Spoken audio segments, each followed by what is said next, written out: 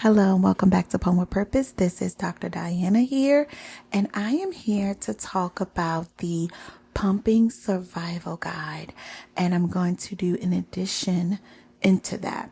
So, the Pumping Survival Guide is trademarked by Poem with Purpose. I have a pending trademark to just really talk through pumping survival. And I don't mean it's anywhere where it's just additions, inserts into the Pumping Survival Guide. It's my freebie on my website. That's at www.pumpwithpurpose.com. That right now I have some additions in there that is able just to help you to survive pumping. Like, I'm not even going to lie to you. I'm not going to pretend that pumping is just so easy. It's not as hard as we make it out to be, but it is so important to make sure that we have some of the education, inspiration, motivation to make sure that we have what we need. A big thing that I keep hearing about in this space is, and it's been a lie told for too long now, and I'm here to break it down, to demystify it, to tell you all the things that's in pumping research that tells you that a pump can't empty you like a baby. Have you heard that before? Have you heard a pump can't empty you like a baby? If that's the case, then this is a podcast episode that I want you to listen in. So buckle up, hold on tight. We're going to talk about it. So, if you've been told that a pump can't empty you like a baby, it is completely untrue.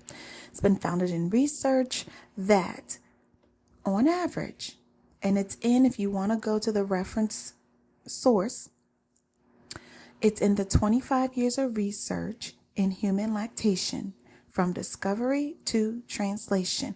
You are more than welcome to Google it. The article is there, and in the article it says, on average, the term infant removes 67% of the available milk during a breastfeed, whereas expression with a hospital-grade electric breast pump removes on average 55 to 75%.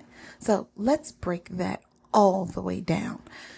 So what we don't know here is, it says a full-term infant, but we don't know. So let's break down each piece. We don't know how well this full-term infant is latching, how well the full-term infant is effectively removing milk, because that 67% of available milk during a breastfeed could be even lower if something is going on with baby's latch effectiveness in removing milk, or a combination of both. So that number could even be lower. It's the assumption that every baby knows how to nurse well. That is not always the case. Because on the other side of it, you have a hospital-grade electric breast pump. We're going to put a pin in that. Removes on average 55 to 75%. What we don't know is this. Does that mean that the person has figured out their pump settings? They're using their correct flange size. They're pumping for up to 30 minutes, every 3 hours for 30 minutes for the first 12 weeks of the right pump, flange, products, and schedule, 240-minute rule. That is trademarked by Pump with Purpose. We don't know that. I contend that Pump with Purpose has been able to effectively remove more breast milk from the breast, because we are teaching you how to increase your milk supply with the right pump, flange, products, and schedule. We're teaching you how to effectively remove the available breast milk that's ready to come out when we are teaching you during the real-time pumping sessions. So I contend that we at Pump with Purpose can help you to get out even more milk. Put the pin back in. Well, take the pin back out of the comment in the research of hospital grade electric breast pump. The word hospital grade is so loosely used. It's not trademarked. There's no definition around it. On average, sometimes it refers to the suction strength of the pump. So to me, a Pump with Purpose, I've said it before, a hospital grade pump can be found in hospitals. There are workhorse pumps that help and you may not need the hospital grade pump found in hospitals. That is very important distinction for me here at Pump With Purpose. But I do believe that you should be using a primary pump. I've defined that before. I'm going to talk about it more in future episodes, but I'll give you some secret sauce now. The primary pump can be customized at least 60 plus different ways. It's able to change the vacuum and suction settings. So the vacuum and cycle settings. The cycle is how fast it's going. The vacuum is how strong it's going. You should be able to do that. Like it shouldn't depend on one another.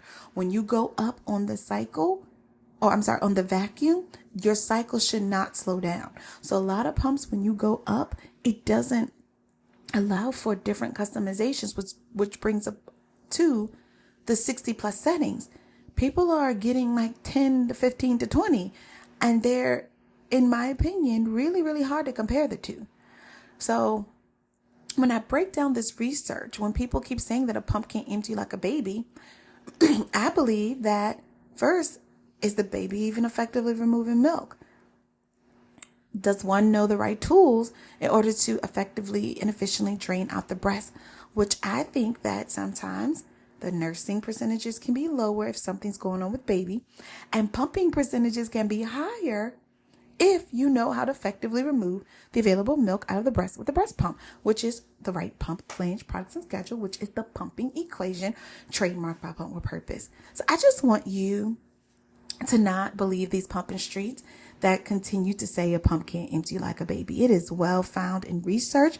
The 25 years of research in human lactation, from discovery to translation. You are more than welcome to Google it. I also have it under the research story highlight on my Instagram as of right now as well, because I really think it's important